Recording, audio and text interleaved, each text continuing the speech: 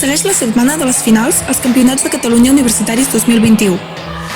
Durant la jornada d'ahir en van viure 3: futbol sala femení, futbol sala masculí i handbol masculí. Emoció fins al darrer minut i nervis a flor de pell.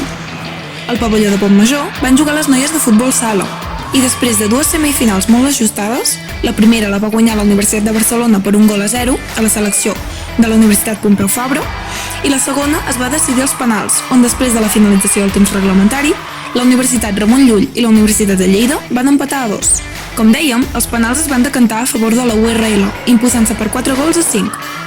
La final, UB-URL, no va donar treva i les blavenques es van emportar la victòria amb un marcador de 5-1. Seguint amb el mateix esport, els nois de futbol sala van jugar al pavelló de Palau.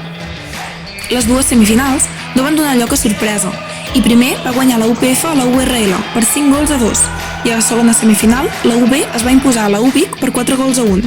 La final va ser de traca i mocador i després d'acabar amb el temps reglamentari en un empat a 2 vam anar de nou a la màgia dels penals. El resultat es va decidir per 4-2 a favor de la Universitat de Barcelona. En darrer lloc, i acompanyats en directe per la plataforma de televisió Xalo, els nois de l'handbol van jugar al pavelló de Sarrià, tot un punt de referència en aquest esport.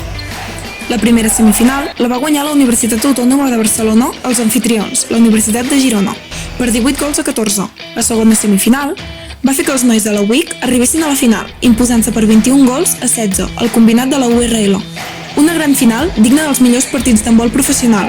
Va deixar com a guanyadors els jugadors de la UAB contra la UIC per 42-39.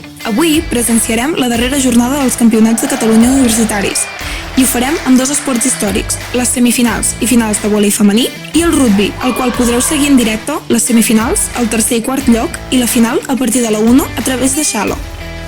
Finalment, recordar-vos que podeu seguir-nos a les xarxes socials buscant Esport Universitari, on publiquem el contingut d'aquestes jornades, o cercant la pàgina web esportuniversitari.cat, on publiquem els resultats actualitzats.